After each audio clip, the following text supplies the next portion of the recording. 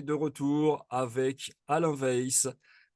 Bonjour Alain, comment vas-tu? Bonjour Stéphane, je vais très bien.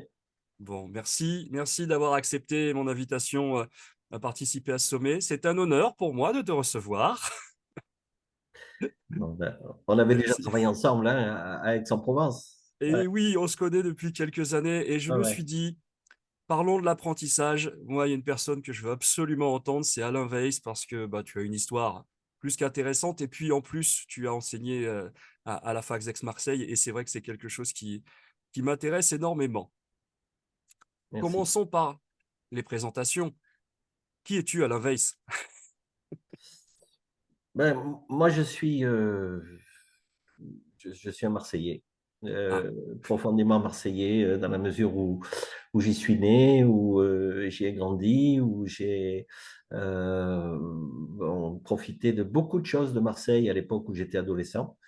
J'ai fait du sport. J'ai fait du sport, du basket et du football pendant 8 ans, jusqu'à la fin de la catégorie junior. Et puis après, j'ai choisi le basket parce que je pouvais plus faire les deux. Et donc voilà, en parallèle, j'ai fait mes études au lycée Marseille-Vert. Je suis devenu prof d'éducation physique et je suis monté à Paris, comme tous les jeunes sortants en éducation physique. Et puis, je pensais être monté à Paris pour 1 ou 2 ans et j'y suis resté 25 ans. Voilà. Donc, j'y ai joué à Sceaux, au PUC. Et puis, à l'âge de 30 ans, je me suis arrêté de jouer, même si je jouais toujours en équipe 2, parce que j'adore le basket. J'ai commencé à entraîner. Et puis, également, j'étais prof de gym à Sceaux et je me suis occupé pendant 15 ans de la section sport-études de Sceaux. Et puis après, les faits m'ont conduit à devenir coach professionnel et à faire un peu le Tour de France au cours de ma carrière. bon. Alors, tu es très humble, pardon, mais plusieurs fois champion de France, avec plusieurs équipes dans plusieurs niveaux, coach de l'équipe de France pendant 3 ans, Oui, vice-champion olympique dans le oui, staff à Sydney. Voilà, oui. juste quand même, c'est des petites choses et j'en oublie certainement. Oui, non, non. Bon, on a fait aussi une Coupe d'Europe avec les FIDEX, Oui, exactement. une finale de Coupe d'Europe où on a perdu contre une équipe qui était formidable en devenir et qui, après, a gagné 3 fois de fil l'Euroleague. Non, oui, il y a eu de bonnes choses, mais je ne sais pas si je te dis tu ou vous. Euh, On se tu. connaît, on se dit tu. Donc, tu sais, quand une carrière est terminée, puisque c'est mon cas, c'est pas tellement les trophées dont on se rappelle, Mm. en fait, ce sont les aventures et les gens avec qui on a monté les aventures. On a mené les aventures et pour moi, c'est ça que je retiens aujourd'hui parce que, ouais, bon, oui, j'ai été 13 fois champion de France. Je pourrais en être pétri d'orgueil. Je ne sais même pas où sont les médailles. La seule médaille que je connais, c'est la médaille olympique, pas tellement parce que j'ai fait partie d'une équipe qui l'a obtenue, mais parce que les Jeux olympiques, c'était un rêve d'enfant, parce que je Mm. regardais tout et tout. Donc, c'est celle qui a le plus de valeur, je sais. Mais moi, profondément, c'est pas ça que je retiens. Ce que je retiens, tu sais, il y a beaucoup d'auteurs et en littérature qui disent, bon, qu'est-ce que c'est l'important, c'est l'objectif, l'arrivée ou le chemin. Moi, je suis convaincu que c'est le chemin. Voilà. Pour moi, en tous les cas, c'est le chemin. Et mon plaisir, c'est de rester en contact avec des joueurs avec qui j'ai eu de très bonnes relations et avec qui je suis toujours en contact, peut-être 20 ou 30 ans après. Et puis, et je me dis, et tous les gens que j'ai rencontrés, c'est ça. Et c'est pas, je veux dire, j'y ai réfléchi beaucoup et c'est vraiment profondément ça. C'est les gens qui m'ont marqué. Il y en a qui m'ont ébloui. véritablement, même si c'était moi le chef, hein, puisque j'étais coach. Mais il y a des joueurs et des joueuses qui m'ont ébloui. Et c'est bon, c'est ces images-là que j'ai. C'est beaucoup plus que la montée sur le podium olympique de Sydney. Bon, c'est très bien. Je sais que bon, beaucoup auraient aimé, mais 24 heures après, c'est fini. C'est-à-dire que bon, on est monté sur le podium, on a une médaille à mettre sur un buffet et puis c'est fini. Alors que les relations avec les gens qui ont été importantes, toutes les rencontres, ça dure toute une vie. C'est génial, c'est génial. Bah, on va en parler de ce chemin justement.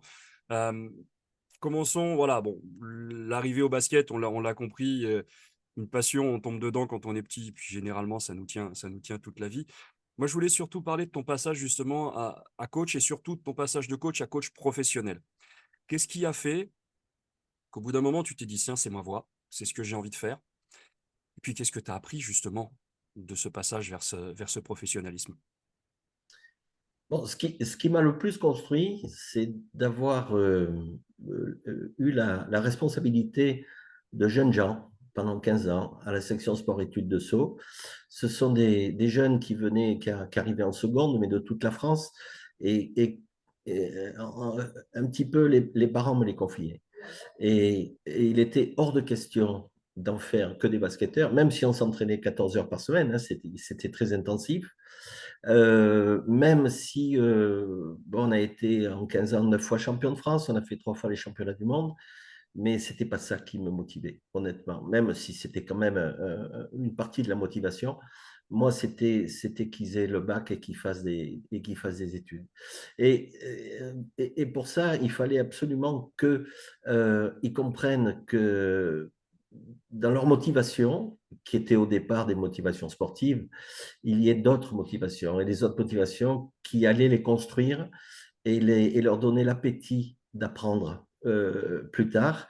Et quand je regarde en arrière de tous ces jeunes que j'ai eus, j'en ai eu avec toutes les promotions, j'ai dû en avoir, je ne sais pas, près de 150. Il y en a 4 qui n'ont pas eu le bac. Par contre, ils ont tous eu le bac et ils ont aujourd'hui, bon, puisque ils ont aujourd'hui entre 45 et 60 ans, ils ont tous fait des carrières formidables. Et ils ont ce souvenir de la sport-études. Et c'est eux qui le disent, ça les a formés et ça leur a donné envie, parce qu'on était toujours dans la progression, nous, il fallait progresser, progresser, progresser. Ça leur a donné la même envie dans la voie qu'ils ont suivie lorsqu'ils n'ont pas suivi une voie sportive. Et ça, ils le disent, c'est ça qui a été vraiment formateur dans leur évolution. C'est génial. Et si je me trompe pas, il y avait un certain Alexandre Mazia à cette période. Alors, Alexandre Mazia, il apparaît lorsque j'entraîne Chatou. Lorsque j'ai Ah, c'est entraîné plus tard. Chatou, D'accord. voilà. Non, c'est pas plus tard, c'est dans les années 85 jusqu'à 90. J'étais entraîneur de Chatou et lui, c'était un gamin de Chatou et il s'est trouvé que on a passé 4 années extraordinaires. On a été champion de France de National 2. À l'époque, c'est la troisième division. Et il y avait un monde fou. Il y avait beaucoup de gamins qui venaient voir. Et il y a eu parmi ceux-là, Alexandre Mazia, il y a eu Vincent Mazingue aussi, Oui.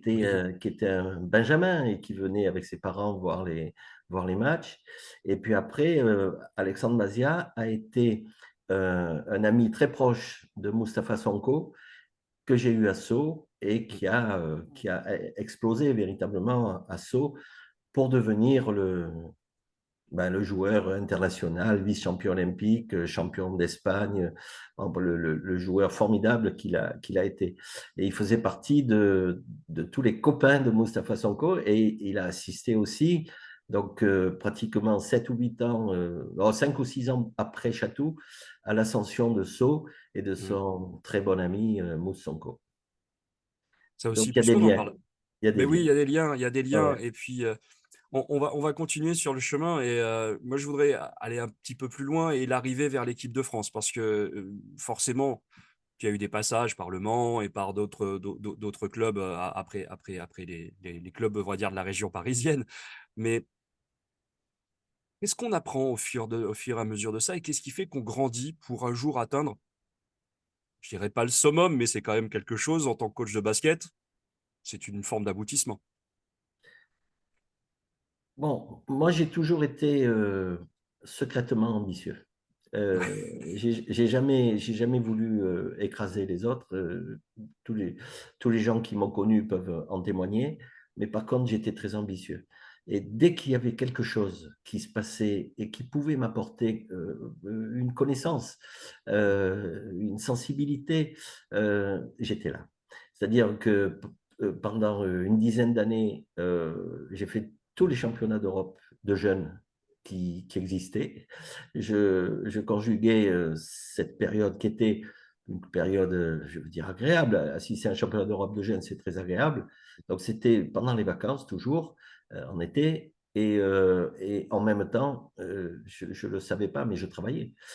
J'y allais pas pour travailler, mais c'était un travail que d'être là, et parce que je progressais, tout simplement, en regardant les autres, en regardant tout ce qu'ils faisaient bien, en regardant toutes leurs erreurs aussi, parce qu'au bout d'un moment, on peut avoir l'esprit critique, et il faut l'avoir, l'esprit critique, pour progresser.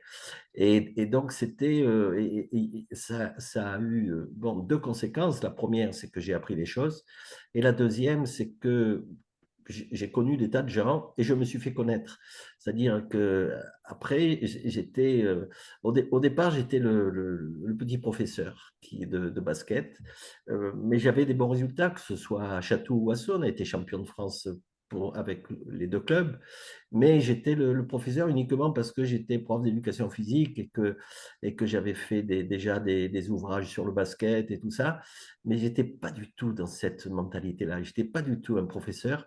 Moi j'étais un fonceur, quoi. J'étais un fonceur et au fur et à mesure que je grandissais et que je découvrais des choses, j'étais de plus en plus passionné.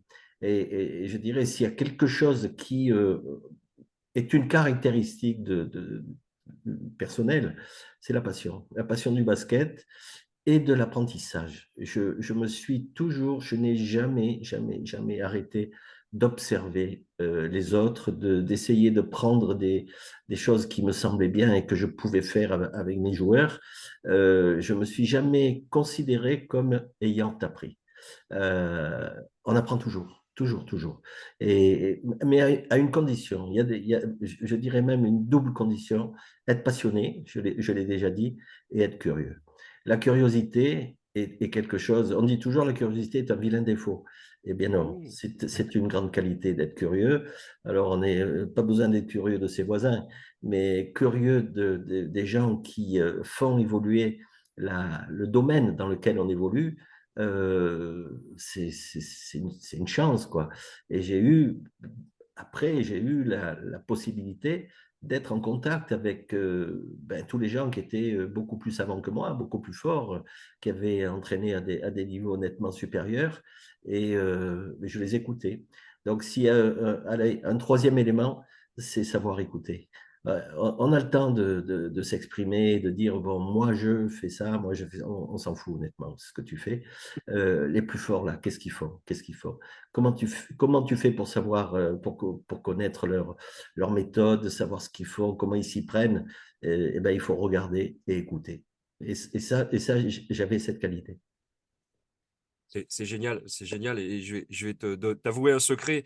La période où j'ai certainement le plus progressé en tant que coach de basket, c'est quand j'allais voir certains entraînements à Aix-en-Provence à la Pioline de Monsieur Alain Weiss et de Miguel Calero. Je prenais un kiff, clairement, je prenais un plaisir énorme. Et je pense très sincèrement que c'est une des phases la plus intéressantes de ma petite carrière de coach. Donc je te le remercie, j'en profite à ce Stéphane, moment-là. je suis comblé. Je Non, suis mais comblé. c'est vrai, et je dis pas ça parce que tu es là. Ouais. Voilà. Justement, toi, tu as eu des mentors ou tu as des gens qui, au fur et à mesure de ta carrière, dont tu t'es inspiré? Pas copié, inspiré, c'est mieux. Oui, oui. J'ai eu. Bon, moi, j'étais dans un club où mon père était président, ma mère était secrétaire, mes frères et sœurs étaient les entraîneurs. C'était à Marseille, c'était à Andoum, puis le Méditerranée. Il y avait pas d'argent. Et donc, c'est les frères et sœurs Weiss qui entraînaient. Ça, c'est le bain dans lequel j'ai trempé pendant toute mon enfance. Ensuite, j'ai eu la chance de rencontrer alors quelqu'un qui est devenu comme un grand frère pour moi, mais Jean-Baptiste Ray, qui était un garçon qui avait commencé le basket à Grenoble, qui est allé être champion de France à la Chorale de Roanne, et puis qui a fait l'équipe de France, qui a fait 7 ou 8 ans en équipe de France, et qui, lui, je peux dire, j'ai pas beaucoup d'idoles dans la vie, moi, personnellement, mais lui en fait partie. C'est vraiment quelqu'un qui m'a apporté, et puis cette façon de voir le basket et de considérer que tous les joueurs dans une équipe de basket, ils sont pas aussi forts. Il faut pas. Mais chez chacun, il y a quelque chose à prendre et à développer. Et ça, je me rappelle, il faisait toujours jouer des joueurs au niveau national 3, national 2. Je me disais, mais ils sont pas bons ces joueurs. Mais lui me disait, non, non, ils sont pas bons. Mais ça, cette action-là ou cette défense-là, ben, c'est lui qui l'a fait le mieux. Et donc, il utilisait les points forts de gens qui, globalement, n'étaient peut-être pas très forts. Et ça m'a rendu service parce que quand j'ai commencé à recevoir les élèves de la section sport-études, il y avait de grosses disparités de niveau au départ. Et mon but, c'était pas de faire en sorte de masquer la réalité en disant, mais non, mais tu es aussi fort que lui. Non, non, non. C'est, bon, qu'est-ce qui fait qu'il est plus fort que toi? Bon, est-ce que tu l'as identifié? Est-ce que tu es capable de faire ce qu'il fait? Est-ce que tu es capable de travailler pour arriver à faire ce qu'il fait? Etc., etc. Parce qu'on a eu Sonko. Et quand on a eu Sonko, bon, ben, tout le monde, le premier réflexe, c'est de dire, mon Dieu, qu'est-ce qu'il est fort. Oui, d'accord, d'accord. Allez, on est d'accord, il est fort, il est plus fort que tout le monde. Pourquoi? Pourquoi? Et dans ce pourquoi, la plupart du temps, c'est le temps passé à s'entraîner. Alors, il faut rêver aussi, il faut solliciter son imaginaire, il faut le nourrir, il faut regarder les matchs, bon, à cette époque-là, il y avait déjà la NBA sur Canal, c'était l'époque bénie de Michael Jordan, de Magic Johnson, bon, qui est pour moi, même si je sais que on a tendance à valoriser les choses de son époque, mais qui pour moi et je ne suis pas le seul à le dire, hein, la partie euh, formidable, dorée, royale de la NBA. Ces années 90 avec Magic Johnson, Michael Jordan, Scottie Pippen et compagnie, je pense qu'on n'a jamais Il est fait mieux. juste là, hein. Ouais, mais oui, oui. Même si on n'est pas croyant, c'est quand même un dieu pour tout le monde.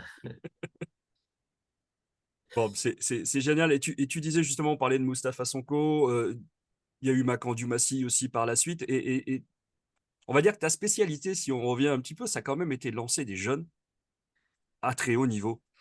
Et qu'est-ce qui a fait que justement tu as pris ces jeunes-là et comment tu as vu quelque chose en eux et comment tu as réussi à les mettre et à faire ce qu'ils sont devenus? Alors, ils n'ont peut-être pas tous réussi, il y en a peut-être quelques-uns qui ne Oui, sont bien pas sûr, aussi loin, bien sûr. mais comment tu vois les choses et quelle recette, on va dire, tu peux avoir pour former et les lancer, ces jeunes-là? La première des choses, c'est l'honnêteté. C'est-à-dire que j'ai jamais raconté de salade à des joueurs. Et l'exemple que tu viens de prendre avec Makan Dumassi en est un. Quand il était jeune joueur au Racing à Paris, honnêtement, il se prenait pour Michael Jordan. Et puis, je me disais, bon, ce ne sera pas Michael Jordan, mais ce garçon a des qualités. Alors, il y avait des qualités de vitesse, athlétique et défensive. Je me disais, mais Et quand j'ai quitté Sceaux et que je suis allé à Montpellier, je l'ai recruté. Et puis, quand j'ai quitté Montpellier, je suis allé au Mans et je l'ai recruté de nouveau. Et il était souvent frustré. Il me disait, mais tu me laisses pas de liberté en attaque. J'ai dit, qu'est-ce que tu veux faire en attaque? Tu veux marquer plus de points? Tu vas y arriver à marquer plus de points. Mais l'équipe, elle ne sera pas meilleure. Par contre, si tu te spécialises en tant que défenseur, tu vas être le meilleur défenseur de France. Et oh, il entendait de l'oreille gauche, mais ça ressortait par l'oreille droite, etc., etc. Et puis un jour, je ne sais pas, il y a eu un déclic chez lui et il m'a dit, bon, Alain, on ne disait pas coach à l'époque, Alain, j'ai compris ce que tu veux me dire, tu peux compter sur moi, je vais être le meilleur défenseur de la saison. Et il s'est trouvé que on était en 1999, c'est-à-dire l'année qui précède les Jeux Olympiques, ouais, 99-2000, Mm. l'année qui précède les JO. Et il s'est trouvé que il a été sélectionné. Il a été sélectionné, honnêtement, j'ai poussé, mais Jean-Pierre de Vincenzi, qui était le coach et tout Mm. ça, il m'a dit, bon, je sais pas, il est quand même pas très fort en attaque et tout ça. J'ai dit, mais c'est pas le problème. Tu as Bonato, tu as Rizaché, tu as Rigaudot et tout ça. J'ai dit, ils sont très forts en attaque, mais ils sont pas très forts en défense. Lui, il est très fort en défense. On sait jamais. On sait jamais. Et on est parti à Sydney avec Makan Diomassi. On ne sait jamais. Et il s'est trouvé que en quart de finale contre le Canada, eh ben, c'est lui qui a défendu contre Steve Nash. Et Steve Nash n'a pas pu jouer. Je crois qu'il a perdu Mm. 9 balles, Steve Nash, ce jour-là. Et on bat le Canada en quart de finale. Et puis le lendemain, dans la foule, enfin, 2 jours après, dans la foulée, on bat l'Australie. Et on est en finale des Jeux Olympiques. Et il est devenu, entre guillemets, parce que c'est pas ça pour moi un héros, mais bon, allez, pour le sport, il est devenu un héros et avec Laurent Sierra, le héros de Sydney. Parce Mm. qu'il a, et à cette époque-là, Steve Nash était considéré comme le meilleur joueur du monde, quand même, hein. Et voilà. Et bon, alors on se revoit souvent parce qu'il était à Paris, moi aussi, récemment. Et il me disait, bon, Alain, pourquoi tu as cru en moi? Je lui dis, j'ai pas toujours cru en toi. J'attendais de savoir si toi, tu allais accepter les restrictions que je te faisais de ton niveau. Toi, tu pensais que tu étais très fort. Moi, je savais que tu n'étais pas très fort, mais par contre, en défense, tu étais le meilleur. Mm. Tu es vice-champion olympique. Voilà, donc c'est. Alors, c'est lancer des jeunes joueurs, mais je crois que ça, je le tire vraiment de Jean-Baptiste Ray, hein, qui a fait jouer à un niveau élevé des joueurs qui n'avaient pas le niveau d'une façon globale, je dirais, et que Mm. d'autres n'auraient même pas calculé. Et ça c'est quelque chose qui m'a jamais quitté. J'ai toujours essayé de voir, bon, le fort joueur, il n'y a pas de problème, il y a un consensus dessus, on est tous d'accord. Mais celui que les autres ne regardent pas, et, et, et qui est pourtant là, qui a passé du temps, attention, il n'est pas nul, hein, Mm. euh, celui-là, mais pourquoi il est là et en quoi pourrait-il vraiment progresser pour devenir peut-être s'il en a envie, le meilleur dans ce registre-là. Et là, c'est pour le prof, je dirais, le prof, l'entraîneur, le coach, le chef, on peut l'appeler comme on veut, c'est toute une action de persuasion, mais pas de dressage, pas ça du tout, mais de persuasion pour que euh, l'apprenant soit convaincu à un moment donné que c'est peut-être vrai, peut-être, et peut-être que le coach ne se trompe pas, et qu'en passant du temps et en réfléchissant, parce qu'il y a toujours l'aspect cognitif, hein, l'aspect intellectuel, hein. Bien sûr. Chez un champion, il y en a aucun qui est un imbécile, hein, aucun. Et donc, à partir de là, si le déclic se passe, à mon avis, il y a pas de limite. Mais dans certains registres, non, on n'a pas eu de Michael Jordan depuis, mais on a eu des très forts joueurs. En France, il y a Tony Parker, il y a Wembanyama, il y a tout ça, mais ce pas des Michael Jordan. Mais ils ont des qualités spécifiques qui, qui ont pu ou qui pourront pour Victor Pour Victor, lui ouais. permettre d'être dans les meilleurs joueurs de NBA. Génial. On a parlé des joueurs. Je voudrais quand Ouais, même qu'on parle de quelqu'un que tu as, dont tu as été le mentor pendant pas mal de temps, c'est Vincent Collet. Et ouais. je pense que tu l'es encore d'ailleurs. C'est aussi toi, si je me trompe pas, qui lui a donné ses premiers postes en tant qu'assistant au Mans, non? Si je me trompe pas. Oui, oui, oui, Hein? je l'ai débauché parce qu'il avait encore un an de contrat au Havre en tant que joueur. Et je l'avais fait passer, j'étais au jury, je lui avais fait passer le brevet d'État deuxième degré. Et donc, j'avais voulu le recruter à Sceaux 3 ou 4 ans avant. Et donc, je l'ai appelé en lui disant, bon, Vincent, ta carrière de joueur est terminée. Alors, bon, ça, il a eu peur, il m'a dit pourquoi, mais je ne suis pas blessé. J'ai dit non, non, parce que tu vas devenir entraîneur avec moi au MSB, au Mans.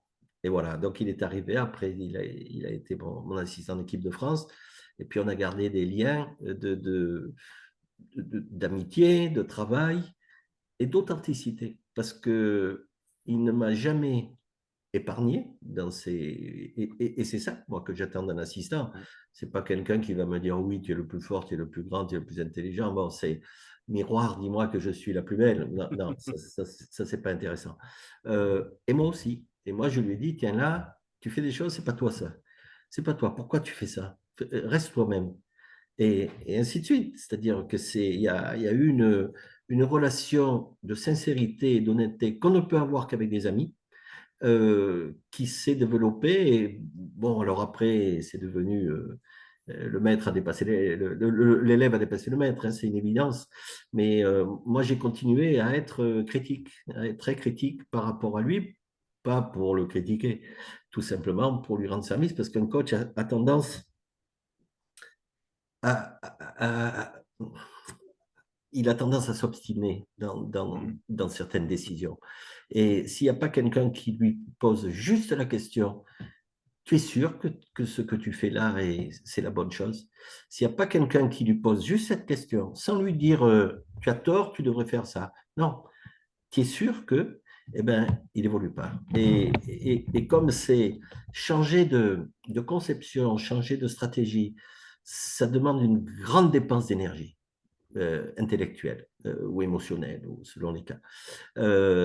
Il faut qu'il y ait quelqu'un qui soit là en soutien pour dire peut-être essaye l'autre version, peut-être ça va marcher. Voilà. Bon, c'est génial, juste pour préciser, parce que tout le monde n'est pas fan de basket comme nous on l'est. Vincent Collet, c'est l'actuel coach de l'équipe de France de basket, qui a un palmarès énorme, vice-champion olympique, champion Ouais, d'Europe, voilà, ouais, vice-champion du monde. Enfin bon, voilà, j'en oublie sans parler de toutes ces distinctions nationales. Donc voilà, c'était juste pour remettre aussi et que tout le monde nous suive et ouais, sache où on en est. On avance un petit peu dans ton parcours et donc tu étais prof, ouais, tu es devenu entraîneur professionnel ouais, et puis tu es redevenu FNE, tu es redevenu prof. ouais. Ouais. Je suis Comme... redevenu prof à un moment donné où, en tant que vrai Marseillais, j'avais besoin de revenir à Marseille. Voilà, ça s'est fait à l'âge j'avais 50 ans, j'entraînais Strasbourg. J'avais un contrat qui courait sur 2 années supplémentaires. Et j'ai dit au président, Jérôme Christ, je lui ai dit, je m'arrête, je m'arrête. Et j'avais décidé de m'arrêter. Et j'avais un poste à la fac, à l'UFR STAPS, et donc qui m'intéressait, d'autant plus que on me permettait d'avoir des cours de haut niveau avec des masters 2. Il y avait beaucoup de nageurs, de sportifs de haut niveau dans ce master. Il y avait tous les nageurs du CNM hein, qui étaient là. Et ça me permettait ben il y a des moments où il faut sortir aussi de l'action et pour aller dans la réflexion. Et là, ça me permettait de rentrer dans la réflexion et d'enseigner donc à tous ces futurs professionnels du sport, des choses par rapport aux communications difficiles du sport. Parce qu'on croit toujours, bon, les gens qui ne connaissent pas pensent toujours que le sport, c'est facile, c'est sain, c'est bon, il y a des joueurs qui sont forts, ils sont doués, ils sont beaux, etc. Et que tout est facile. Non, c'est complexe, c'est multidimensionnel. Et donc ça me permettait justement d'aider à la formation de ces futurs professionnels du sport, pas forcément des joueurs, hein, plus des joueurs, des gens qui allaient travailler dans l'organisation, le management, etc., de réfléchir sur ce qu'ils allaient rencontrer plus tard et comprendre que travailler dans un club et être en contact avec des joueurs, des champions, c'est pas un long fleuve tranquille. C'est le contraire de la tranquillité, il faut le savoir. Donc voilà, Bon, donc pendant 14 ans, j'ai enseigné ça à la fac de Lumini. génial. Et après coup, tu vois des similitudes entre ton coacher des joueurs pros de très haut niveau, jusqu'à l'équipe de France, ou des joueurs, où tu as eu des joueurs américains aussi qui étaient d'un niveau plus qu'élevé, et je ferai un coucou à Cathy Jones, qui je ne nous regarde certainement pas, mais en tout cas, j'avais besoin de voilà. Euh, et donc, tu vois des similitudes entre coacher des joueurs pros et enseigner à ces jeunes étudiants qui sont en devenir? Qu'est-ce qui... Bon, coacher des joueurs pros, dans toute l'ascension, moi j'ai commencé avec des benjamins, puis j'ai entraîné des minimes parce que j'avais gagné en benjamin, etc. Les pros, c'est le plus facile. Oui. Euh, les gens croient toujours que c'est très compliqué parce qu'il y a des enjeux. Il y a des enjeux financiers, il y a des enjeux quelquefois, selon les endroits, des enjeux politiques. Quand on est en équipe de France, c'est des enjeux nationaux Mhm. et politiques. Donc, les enjeux sont complexes à gérer. Ça, c'est vrai. Mais pas le reste. Le plus difficile, c'est les gamins de 13 ans, 14 ans, 15 ans, où il y a les parents qui sont derrière, qui voient en eux le futur Tony Parker ou au football Mbappé, etc., etc., et qui n'ont aucune considération pour le coach. Ça c'est difficile. Mais avec les pros, il y a du respect. Il y a du respect. Bon, Mhm. il y a beaucoup de joueurs qui n'aiment pas le coach du début de l'année à la fin de l'année. Mais ça n'empêche pas de travailler. Donc, par contre, avec les jeunes, dès que un jeune joueur n'a plus, je ne vais pas dire l'admiration, mais allez, la considération qu'on doit avoir pour un professeur, parce que on est professeur quand on a des jeunes de 14 ans, Mhm. 15 ans. Bon, ok, on est entraîneur, on est coach, mais on est vraiment dans l'enseignement. Ça c'est gênant. Donc, en fait, c'est le basket amateur qui est le plus difficile à gérer. Après, chez les pros, il y a tout un. D'abord, ils sont payés pour. Ensuite, il y a tout un règlement et un pro. Peut pas faire. On se fait plus insulter quand on coach des cadets enfin, des U17 que quand on coach des pros. Hein. Il faut bien le savoir. C'est Donc, terrible, donc, mais c'est oui, vrai. oui, oui, c'est terrible, mais je suis désolé de constater de jour en jour que c'est un peu la vérité, quoi. Et sur le passage à la fac, comment tu as pu appliquer tout ce que tu avais appris, alors, bien sûr, dans ton passé d'enseignant, mais aussi, pareil, dans ton passé d'entraîneur. Comment tu as pu ressortir cette transmission d'informations et justement ressentir ces informations-là auprès de tes étudiants? Je me suis remis au travail. Hein. Là, je me suis remis au travail parce que si au niveau anecdotique ou expérience, j'étais capable de faire part de mon expérience, c'était une chose. Mais quand on est à la fac, il y a tout un support théorique qu'il faut posséder. Sinon, bon, faire part de son expérience, c'est OK, mais ça peut durer 3 heures, 2 heures ou trois Hmm. heures, une matinée. Mais quand on est enseignant, c'est des cours qui vont sur 3 mois. Et donc, il faut donner des bases solides aux étudiants. On n'est pas simplement là pour faire part de son expérience. Ça peut être intéressant, mais ça ne représente pas un semestre de travail. Donc, en fait, je me suis remis au travail et j'ai appris des choses que je ne savais pas. Et évidemment, il y en a tellement. Mais qui m'ont permis de donner tout un lien, je dirais, à ce que je disais. Bon, je me suis remis au travail comme un étudiant, hein, comme un étudiant qui allait passer un examen. Et la première année, je me rappelle, quand j'ai su que j'étais nommé à Lumini, ben, j'ai travaillé tout l'été à préparer mes cours. Et puis après, bon, on prépare, c'est toujours pareil. Quand on prépare des cours, il y a des choses qui sont en fait inintéressantes, et puis il y en a d'autres qu'on a oubliées. Donc on y revient et on peut dire il faut aller pour que son cours soit bon. Il faut 3 années scolaires. Mais après, et après, ça évolue, parce que les connaissances évoluent, parce que là, on est dans les neurosciences maintenant depuis 10 ans, à fond, à fond, à fond. Il y a des progrès sur les connaissances du cerveau qui sont extraordinaires. Ce n'était pas encore le cas, même si, par exemple, Changeux avait fait un bouquin formidable. Il y en avait quelques-uns qui avaient fait des bouquins qui étaient...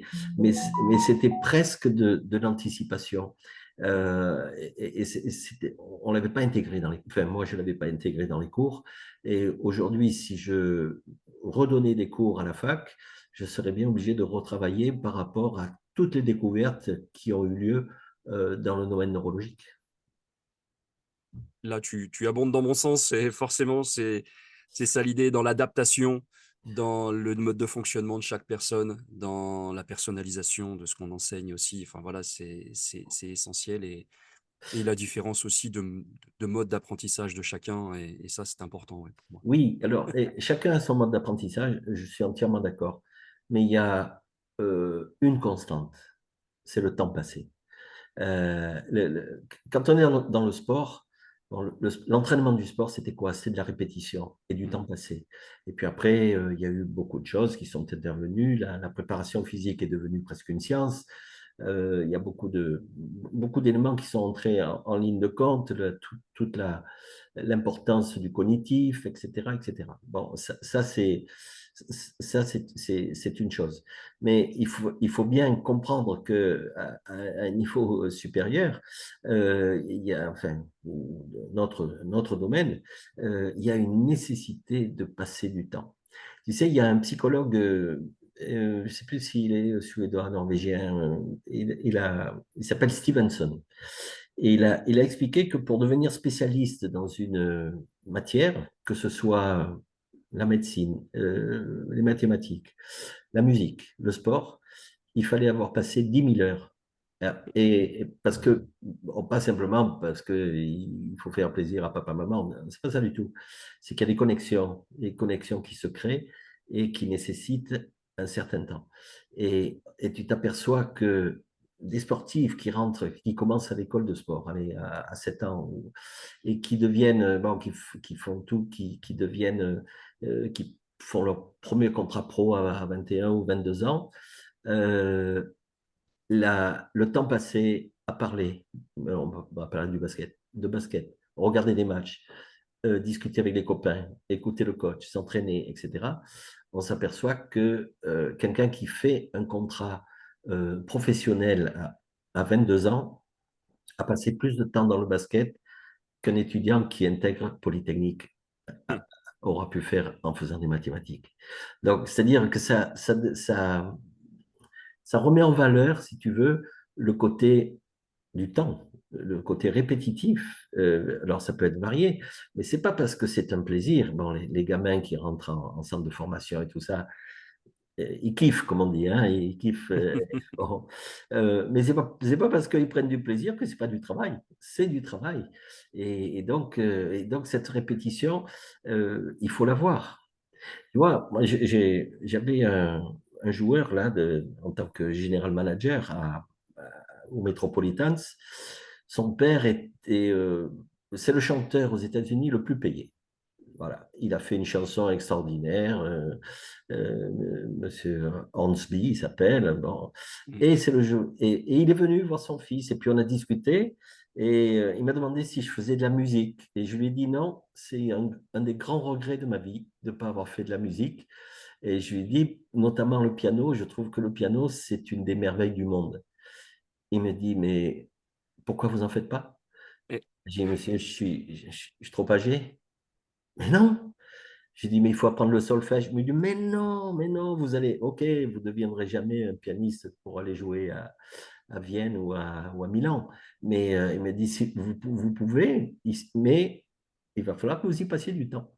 Voilà, c'est-à-dire que, bon, il s'y connaît, hein, et mm. la seule chose qu'il m'a dit, c'est qu'il ne m'a pas demandé si j'étais doué, pas doué, si j'en avais fait un peu quand j'avais 5 ans ou n'importe quoi. Euh, il m'a dit, il faut que vous soyez prêt à y passer du temps et vous allez vous régaler. Donc, tu vois, l'apprentissage, il est partout. Alors,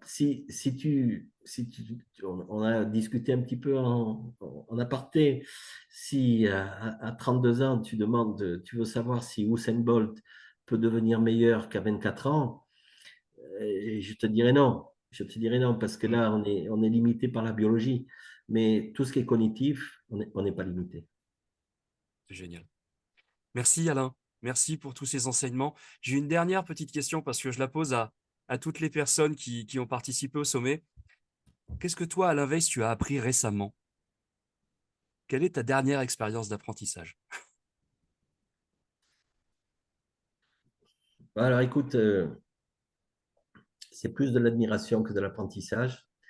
Euh, donc, depuis que je suis revenu habiter dans le sud, depuis le mois de juin, euh, avec mon épouse, ma famille, on avait une maison et il y avait des travaux à faire.